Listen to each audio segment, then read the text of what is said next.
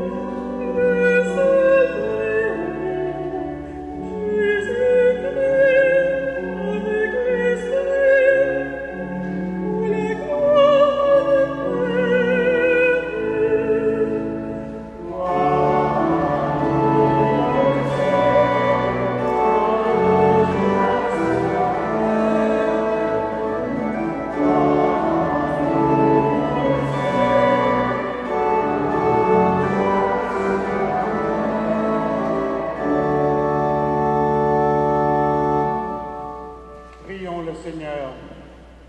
Dieu Tout-Puissant, accorde-nous en ces jours de fête de célébrer avec ferveur le Christ ressuscité. Que le mystère de Pâques dont nous faisons mémoire reste présent dans notre vie et la transforme. Par Jésus-Christ, ton Fils, notre Seigneur et notre Dieu, lui qui vit et règne avec toi dans l'unité du Saint-Esprit, maintenant et pour les siècles des siècles. Je vous invite à rester debout. Nous allons maintenant accueillir l'évangéliaire qui représente le Christ lui-même, parole de Dieu faite chair. Accueillons-le avec respect.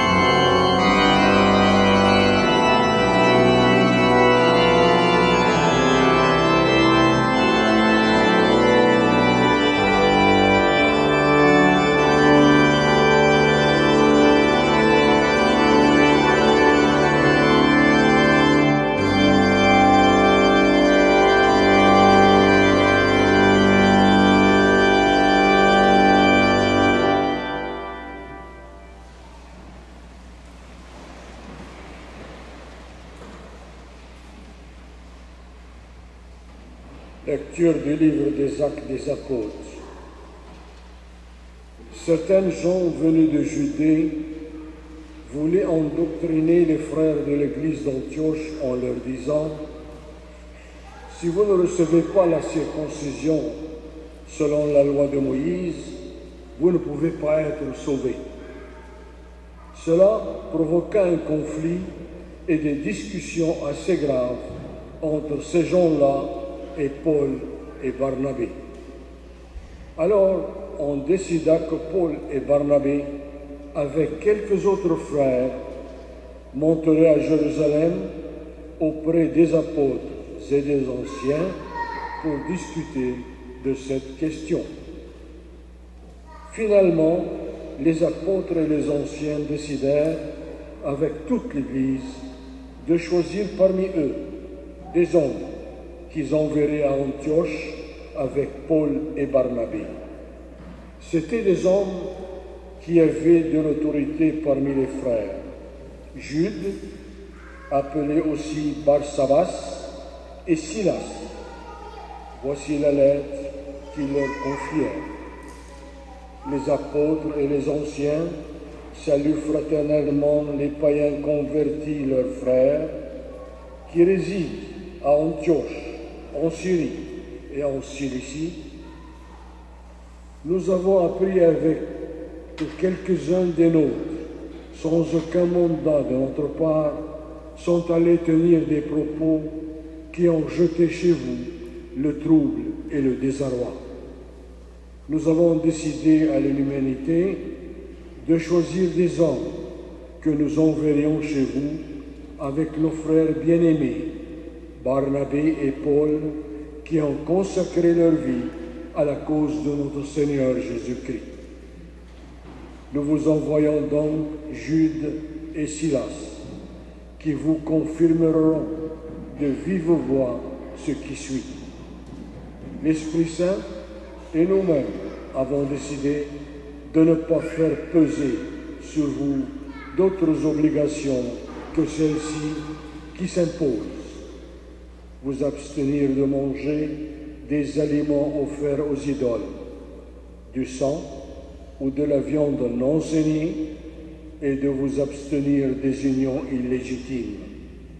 En évitant tout cela, vous agirez bien. Courage. Parole du Seigneur.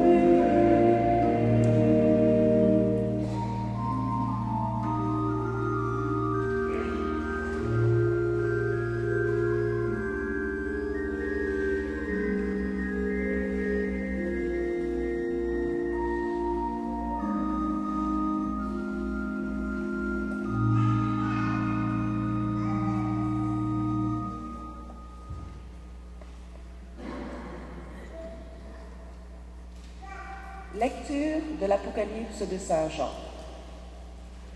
Moi, Jean, j'ai vu un ange qui m'entraîna par l'Esprit sur une grande et haute montagne. Il me montra la cité sainte, Jérusalem, qui descendait du ciel d'auprès de Dieu. Elle resplendissait de la gloire de Dieu. Elle avait l'éclat d'une pierre très précieuse, comme le jaspe cristallin.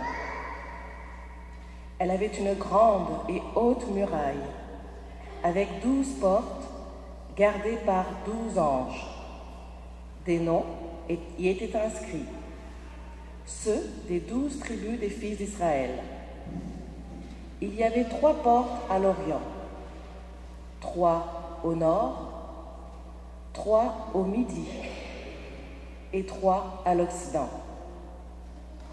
La muraille de la cité reposait sur 12 fondations portant les noms des 12 apôtres de l'agneau. Dans la cité, je n'ai pas vu de temple, car son temple, c'est le Seigneur, le Dieu Tout-Puissant et l'agneau. La cité n'a pas besoin de la lumière du soleil ni de la lune, car la gloire de Dieu l'illumine et sa source de lumière, c'est l'agneau. Parole du Seigneur.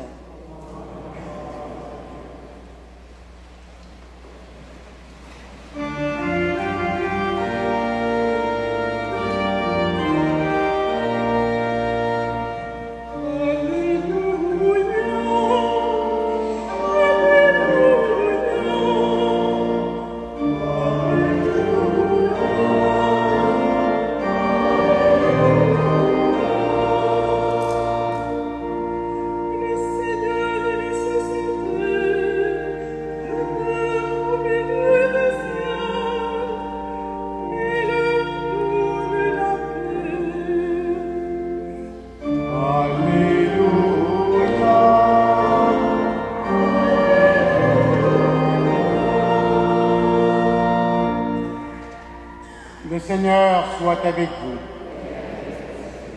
Évangile de Jésus-Christ selon saint Jean.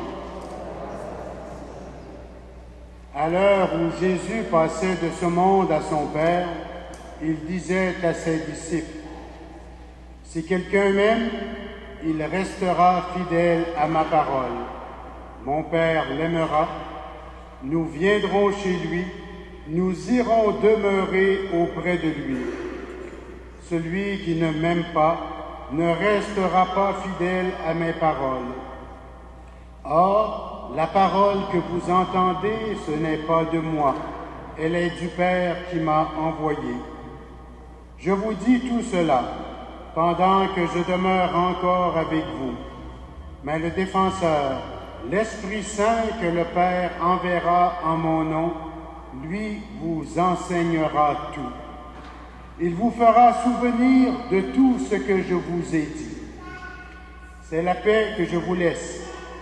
C'est ma paix que je vous donne. Ce n'est pas à la lumière du monde que je vous la donne. Ne soyez donc pas bouleversés et effrayés. Vous avez entendu ce que je vous ai dit. Je m'en vais et je reviens vers vous. Si vous m'aimiez, vous seriez dans la joie parce que je pars vers le Père, car le Père est plus grand que moi. Je vous ai dit toutes ces choses maintenant avant qu'elles n'arrivent. Ainsi, lorsqu'elles arriveront, vous croirez. Acclamons la parole de Dieu.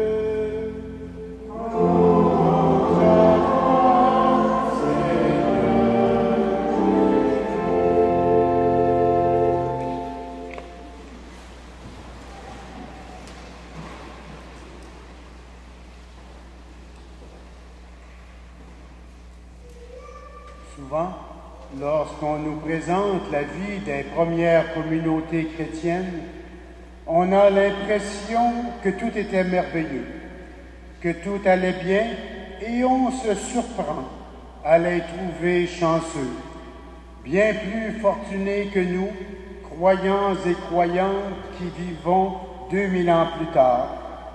Et pourtant, lorsqu'on y regarde de près, les textes des Écritures, et spécialement ceux tirés du livre des Actes des Apôtres, on s'aperçoit qu'il y avait des conflits, des controverses entre les chrétiens et les chrétiennes de la première génération.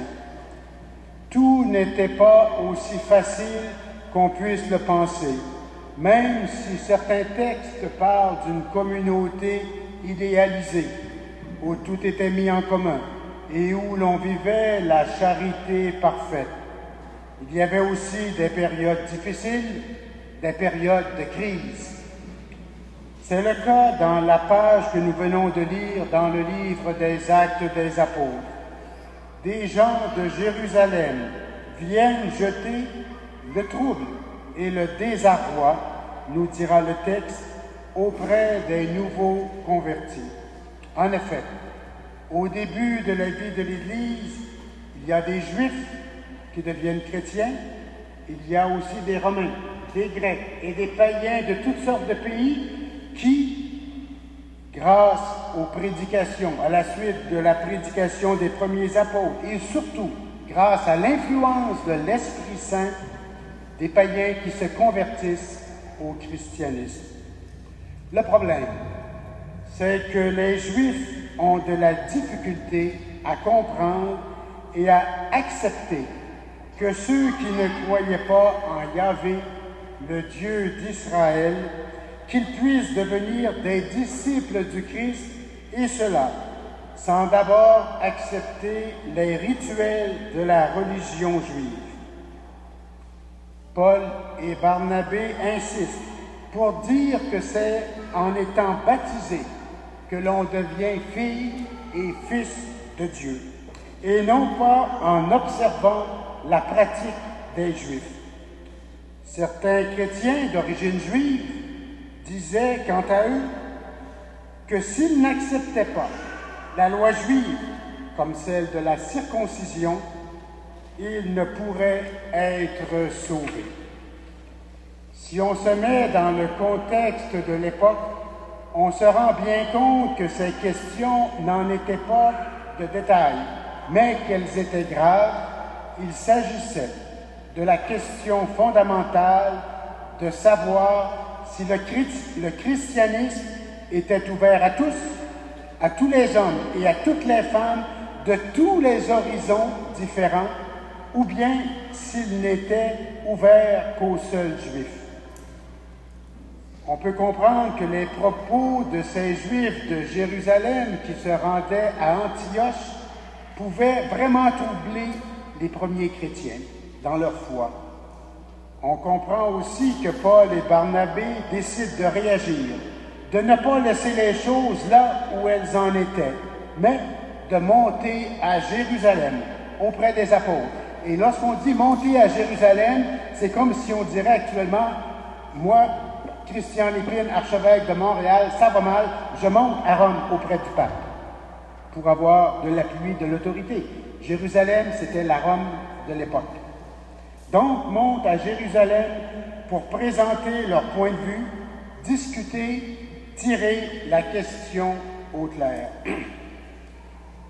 Pour un bon juif, croyant en Yahvé son Dieu, qui par surcroît était un pratiquant et qui était devenu croyant dans le Christ, il n'était pas évident d'accepter que des aspects de la loi de Moïse, comme celui de la circoncision, puissent être relativisés. Pour les apôtres et les anciens de Jérusalem, dire qui avait raison entre Paul et Barnabé et ces Juifs venus de Jérusalem et qui essayaient d'endoctriner les frères de l'Église d'Antioche n'était pas une mince affaire à régler. Rappelons-nous que les premiers apôtres étaient de bons Juifs qui connaissaient la loi de Moïse et la pratiquaient naturellement. Ils avaient aussi entendu le commandement du Seigneur qui les enjoignait à annoncer son évangile et à baptiser par toute la terre pour faire des disciples. Le message de l'Évangile devait être ouvert, rendu possible à tous, sans exception. On devait pouvoir être chrétien sans accepter la religiosité du peuple juif. Le salut en Jésus-Christ était ouvert à tous, et non seulement aux membres du peuple choisi. Avec le Christ, c'est l'avènement de la nouvelle alliance entre Dieu et toute l'humanité. Après avoir réfléchi, après avoir prié, les apôtres et les anciens, lorsqu'on dit les anciens, le terme veut dire c'est presbytéros, c'est les prêtres de l'époque, à l'unanimité, affirment que les pratiques religieuses, telles la circoncision, n'étaient plus nécessaires pour être sauvés. On prend conscience que c'est désormais par le Christ que nous sommes sauvés et non par les œuvres de la loi mosaïque, même si elles contenaient des pratiques et des rites voulus de Dieu au temps de la première alliance. La formule employée par les apôtres et les anciens est d'une extrême gravité. L'Esprit Saint et nous-mêmes avons décidé. Si l'on ne comprend pas le fond des choses, ça peut paraître d'une prétention incroyable. L'Esprit Saint et nous-mêmes avons décidé. Et pourtant, lorsqu'on y réfléchit, on prend conscience qu'il y a un problème à bien saisir et à régler pour la jeune Église. Et cela se ferait naturellement dans la réflexion et la prière, mais surtout par l'intervention, l'éclairage de l'Esprit Saint. Il y a le rôle très important des humains dans le gouvernement de l'Église, mais il y a surtout l'Esprit qui est à l'œuvre et qui conduit ceux et celles qui se laissent instruire et qui veulent l'écouter. C'était vrai au temps de la première génération de chrétiens, comme ce l'est pour nous 2000 ans plus tard. La raison de cela, Jésus nous l'explique dans son Évangile.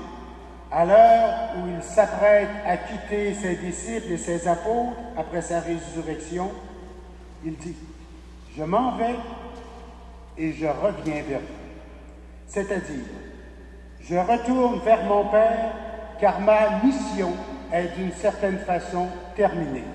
Je m'en vais. Mais je reviens parce que le Père enverra en mon nom l'Esprit Saint. Le rôle de l'Esprit Saint, nous dira Jésus, c'est qu'il vous enseignera tout et il vous fera vous souvenir de tout ce que je vous ai dit.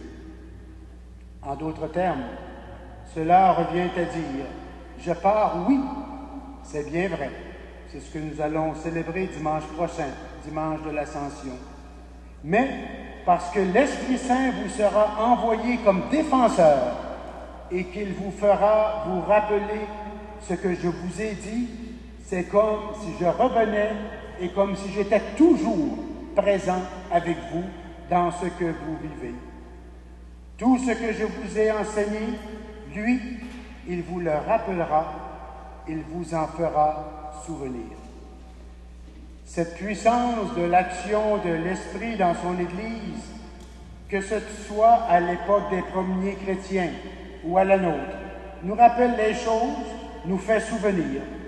Il ne s'agit pas, par ailleurs, simplement d'une mémorisation matérielle des paroles de Jésus, ce qu'il nous a dit. Mais en plus de cela, il s'agit d'une saisie en profondeur des paroles de Jésus, ce qu'il nous a dit, mais à travers ce qu'il a dit, à travers ses attitudes. Cela implique pour nous une compréhension renouvelée, réactualisée de ce que Jésus ferait de nos jours s'il était présent parmi nous par son enseignement et pour répondre aux diverses situations que nous vivons en 2013. C'est cela que nous permet l'intervention de l'Esprit dans nos vies, comme dans la vie de toute l'Église. Au cours de cette Eucharistie, demandons au Père de nous envoyer son Esprit en abondance, pour que nous puissions comprendre en profondeur les enseignements de Jésus et aussi les attitudes qui seraient les siennes s'il était ici aujourd'hui. Attitudes et comportements qu'il nous demande d'avoir et de développer pour tous les humains, peu importe d'où ils viennent et peu importe où ils en sont exactement dans leur cheminement avec Dieu. Amen.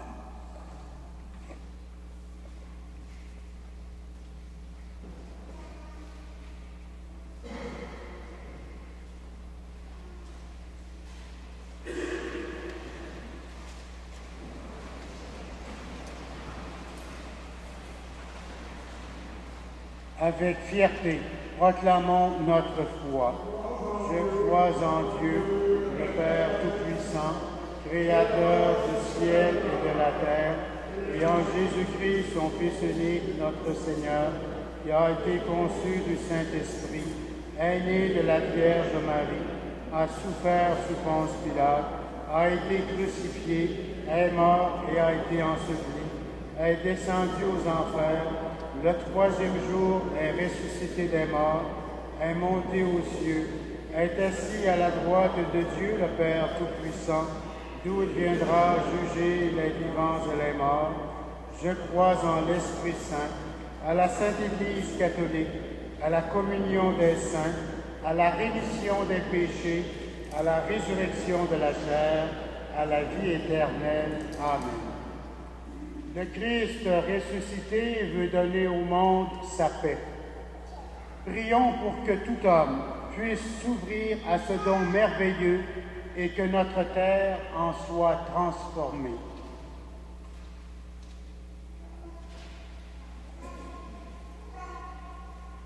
Béni sois-tu, Seigneur, pour ton Église présente aux quatre coins du monde, pour que tous ses membres sois de vrais témoins de ta lumière.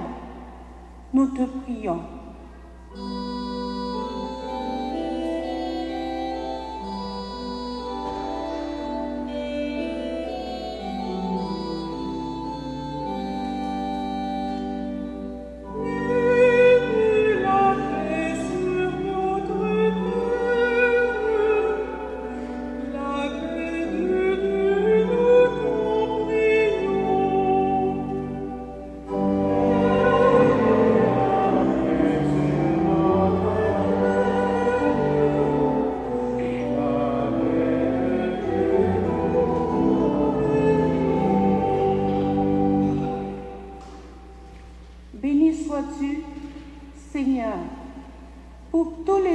Les artisans de paix, pour que les dirigeants de nos pays soient à l'écoute des peuples opprimés.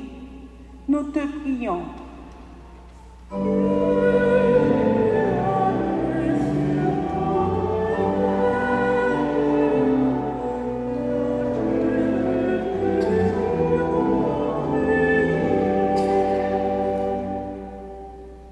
Béni sois-tu, Seigneur, pour les témoins de ta tendresse, pour que les malades et les personnes isolées retrouvent une espérance. Nous te prions.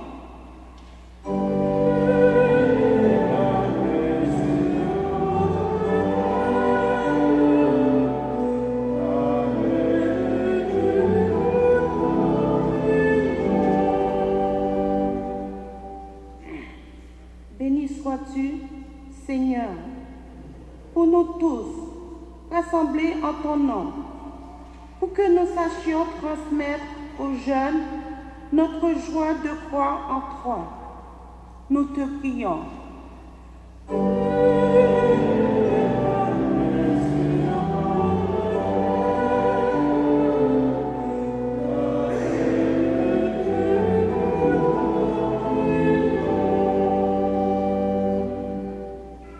Accueille, Seigneur, notre prière et daigne l'exaucer, pour que se répande sur notre terre le don de ta paix. Nous te le demandons à toi qui règnes maintenant et toujours et pour les siècles des siècles.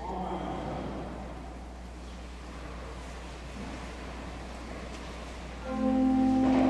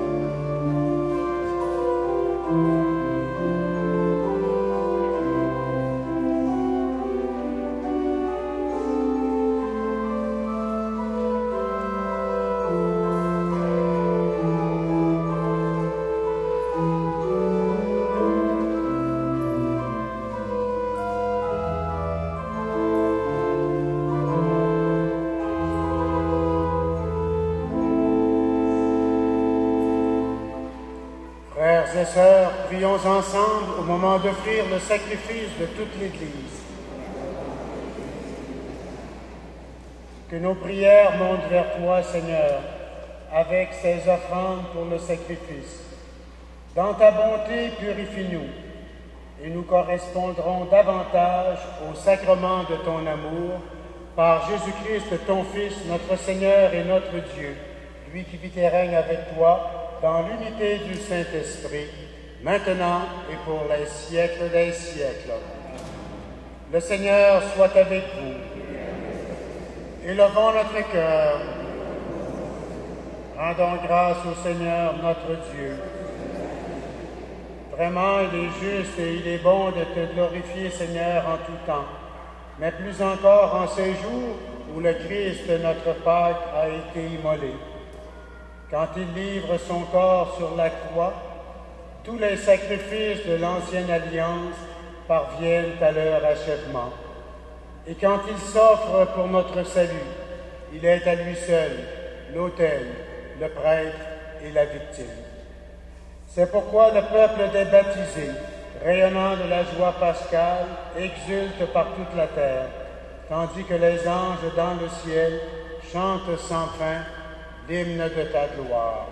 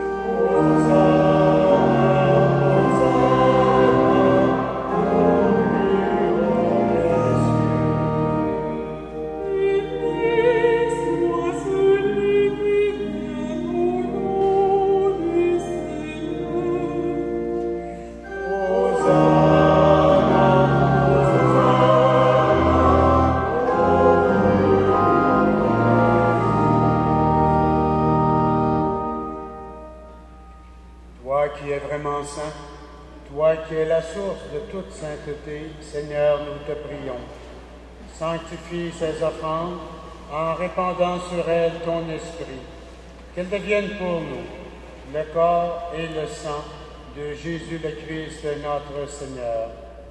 Au moment d'être livré et d'entrer librement dans sa passion, il prit le pain, il rendit grâce, il le rompit et le donna à ses disciples en disant: Prenez et mangez-en tous. Ceci est mon corps livré pour vous.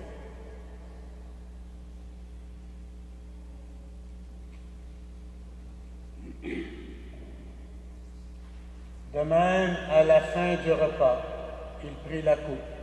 De nouveau, il rendit grâce et la donna à ses disciples en disant: Prenez et buvez-en tous, car ceci est la coupe de mon sang, le sang de l'alliance nouvelle et éternelle, qui sera versé pour vous et pour la multitude en rémission des péchés. Vous ferez cela en mémoire de moi.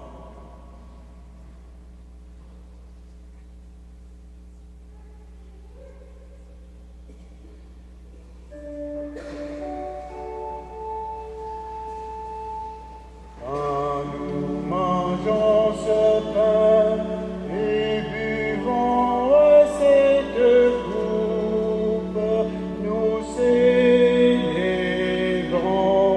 le mystère de la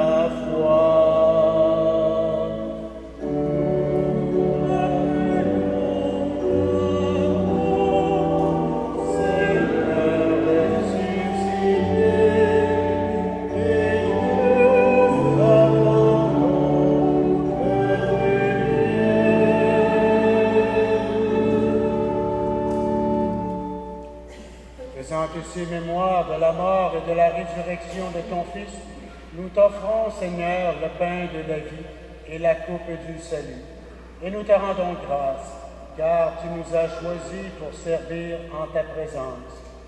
Humblement, nous te demandons qu'en ayant part au corps et au sang du Christ, nous soyons rassemblés dans l'Esprit Saint en un seul corps.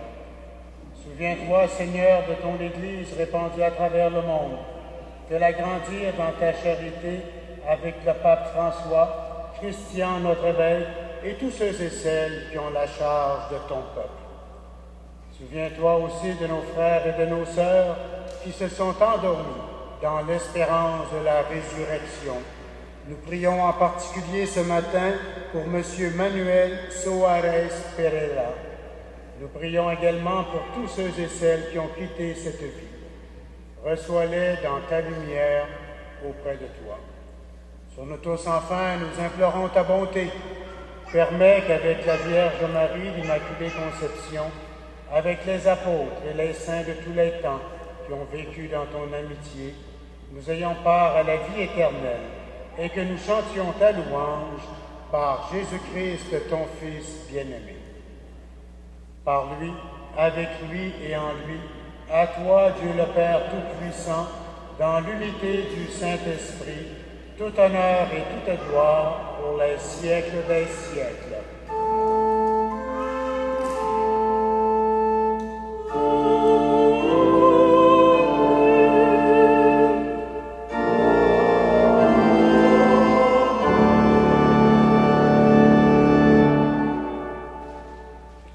Avec confiance, nous reprenons la prière que Jésus lui-même nous a enseignée.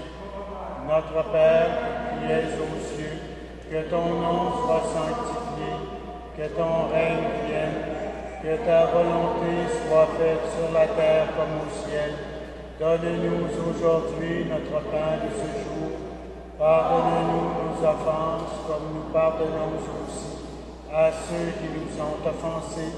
Et ne nous soumets pas à la tentation, mais délivre-nous du mal. Délivre-nous de tout mal, Seigneur, et donne la paix à notre temps. Par ta miséricorde, libère-nous du péché, rassure-nous devant les épreuves, en cette vie où nous espérons le bonheur que tu promets et l'avènement de Jésus-Christ, notre Sauveur.